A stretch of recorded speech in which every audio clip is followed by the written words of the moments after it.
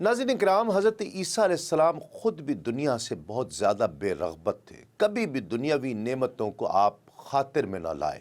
यहाँ तक कि आप अलैहिस्सलाम ने एक ही ऊनी जुब्बे में अपनी ज़िंदगी के 10 बरस गुजार दिए।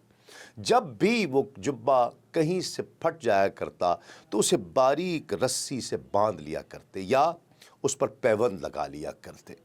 हज़रत हसन बसरी रहमतुल्लाह अलैह से मरवी है कि हज़रत ईसा अलैहिस्सलाम ने फरमाया कि मैंने दुनिया को मुंह के बल गिरा दिया है और उसकी पुश्त पर मैं सवार हो गया हूँ। मेरा न कोई बेटा है जिसके मरने का मुझे कोई गम हो, न घर है जिसकी बर्बादी का मुझे कोई खौफ हो। आपसे लोगों ने अर्ज़ भी की कि हुज़ूर, क्या हम आपके लिए कोई घर बना दें? आपने इरशाद फरमाया कि सरे राह कोई घर बना दो। तो उन्होंने अर्ज़ की कि वहाँ तो वो कायम ही नहीं रहेगा। फिर मुसन्निफ़ इब्न अबी शैबा में हज़रत उबैद बिन उमैर रज़ी अल्लाह तआला अन्हु से मरवी है कि हज़रत ईसा अलैहिस्सलाम सुबह के खाने से रात और रात के खाने से सुबह के लिए कुछ भी बचाया न करते और इरशाद फरमाया करते कि हर दिन का रिज़्क़ उस दिन के साथ होता है। आप बालों से बना हुआ लिबास पहना करते, दरख्तों पर लगे हुए फल पत्ते वग़ैरह खा लिया करते और जहाँ रात हो जाती वहीं आप आराम फरमाया करते। एक मर्तबा एक आदमी ने आपसे अर्ज़ की कि क्या ये बेहतर नहीं होगा कि आप एक दराज गोश यानी गधा ले लें और अपनी हाजात पूरी करने के लिए उसी पर सफ़र किया करें। इरशाद फरमाया, मैं इससे अल्लाह रब्बुल इज़्ज़त की पनाह चाहता हूँ कि वो कोई ऐसी चीज़ अता फ़रमाए जो मुझे उससे गाफिल कर दे। एक बार हवारियों ने अर्ज़ की कि अल्लाह रब्बुल इज़्ज़त के लिए इखलास क्या है?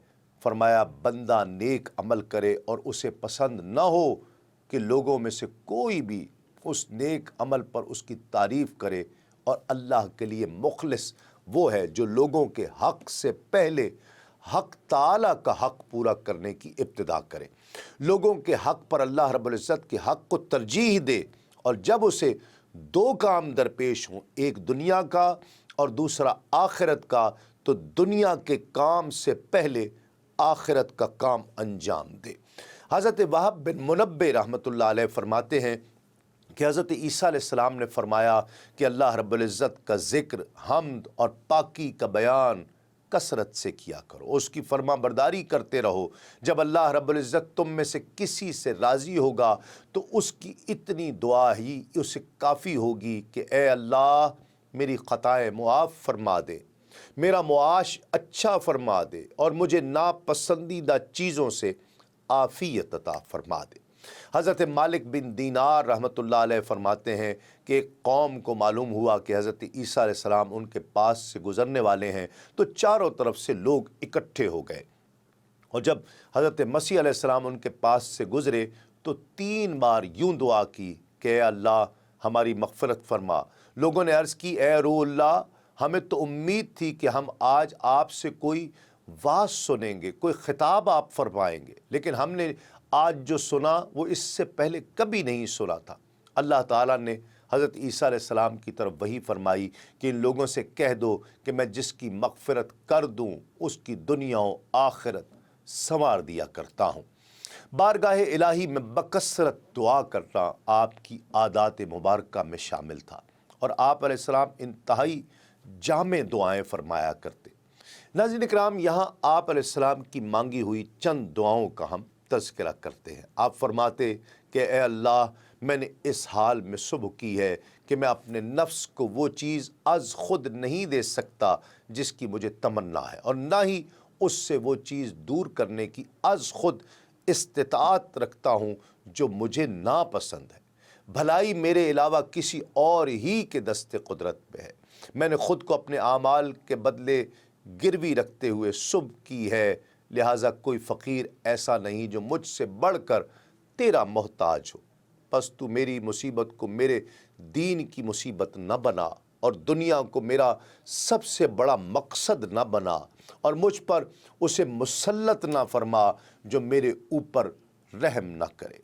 फिर उसके बाद आप अलैहिस्सलाम मरीज़, अपाहज, नाबीना और जुनून वग़ैरह के मर्ज़ में मुब्तला अफराद की तीमारदारी करते वक्त यूँ दुआ फरमाया करते कि ए अल्लाह, तू ही आसमानों वालों का भी माबूद है اور زمین والوں کا بھی، آسمان و زمین میں تیرے سوا اور کوئی معبود نہیں ہے، تو ہی زمین و آسمان میں عظمتوں والا ہے، دونوں جگہ تیرے سوا کوئی عظمتوں کا مالک نہیں، آسمان و زمین میں تو ہی حقیقی بادشاہ ہے، دونوں جگہ تیرے سوا کوئی بادشاہ نہیں، آسمان و زمین میں تیری قدرت و سلطنت ایک جیسی ہے، میں تیرے باعزت نام، روشن ذات اور ہمیشہ ہمیشہ کی بادشاہی کے وسیلے سے سوال کرتا ہوں کہ تو اسے شفا عطا فرما دے، بے شک تو سب کچھ کر سکتا ہے، ہر چیز پر قادر ہے۔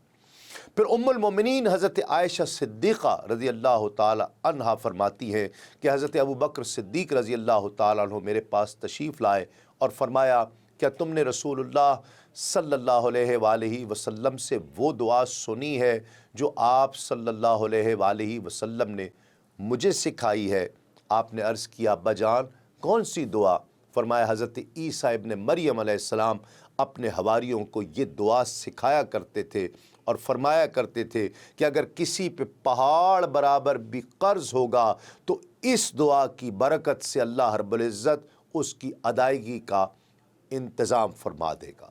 اور وہ دعا کہتے ہیں کہ وہ دعا یہ ہے کہ اے پریشانیوں اور غموں کو دور اور بے قراروں کی دعائیں قبول کرنے والے، دنیا و آخرت میں رحمان و رحیم ذات تو ہی مجھ پر رحم فرمائے گا، مجھ پہ ایسا رحم فرما کہ تیرے علاوہ کسی کے رحم کی مجھے حاجت تک نہ رہے۔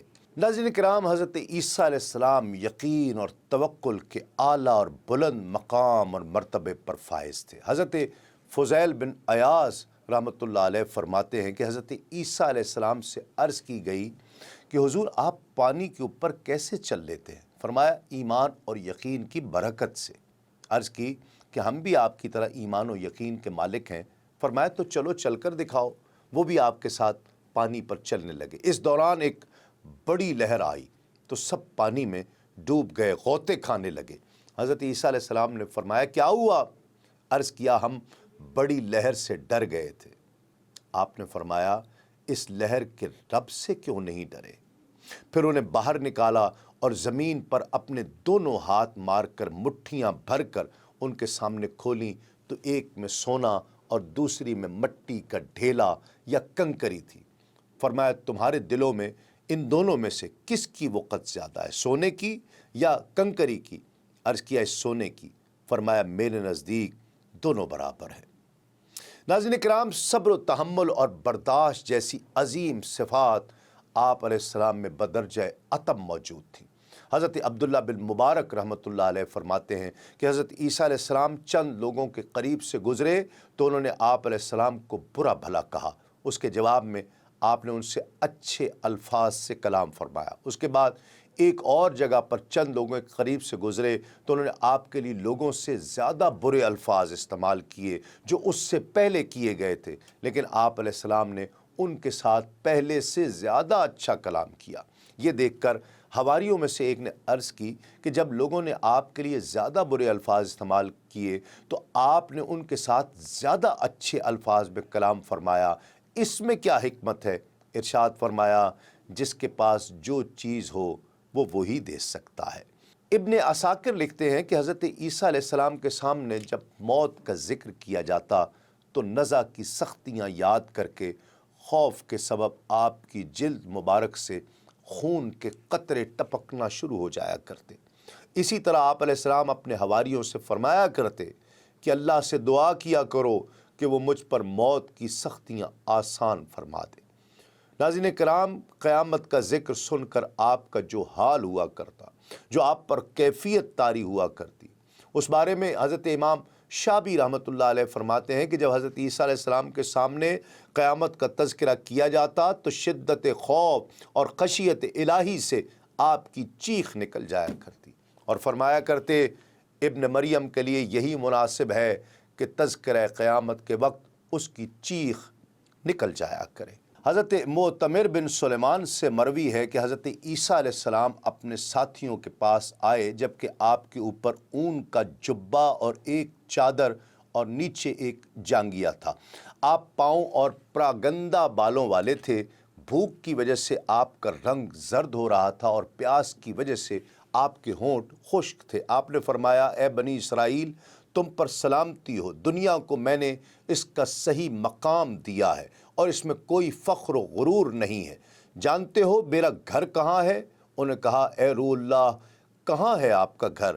فرمایا میرا گھر مساجد، میری خوشبو پانی، میرا سالن بھوک ہے، میرا چراغ رات کو چمکتا چاند ہے، اور میری نماز سردیوں میں سورج کا رخ کرنا، اور میرا انگور زمین سے ہم کلام ہونا ہے، اور میرا لباس صوف ہے، میرا شعار رب العالمین کا خوف ہے، میرا ہم نشین ہم ہمیشہ کے بیمار اور مساکین رہے ہیں، میرے پاس نہ صبح کچھ ہوتا ہے اور نہ شام کو کچھ ہوتا ہے، اس کے باوجود میں خوش و خرم ہوتا ہوں اور مجھے کسی چیز کی کوئی پرواہ نہیں ہوتی، تو مجھ سے زیادہ غنی اور زیادہ نفع والا اور کون ہو سکتا ہے؟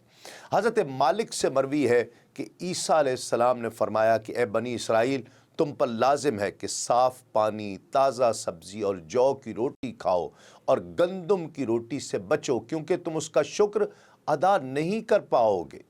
حضرت سفیان ثوری رحمۃ اللہ علیہ سے مروی ہے کہ حضرت عیسیٰ علیہ السلام نے فرمایا کہ دنیا کا طالب سمندر کا پانی پینے والے کی طرح ہے، وہ جتنا زیادہ پانی پیے گا اس کی پیاس میں اتنا ہی اور اضافہ ہوتا چلا جائے گا اور اس کا انجام پھر بالآخر تباہی ہوگا۔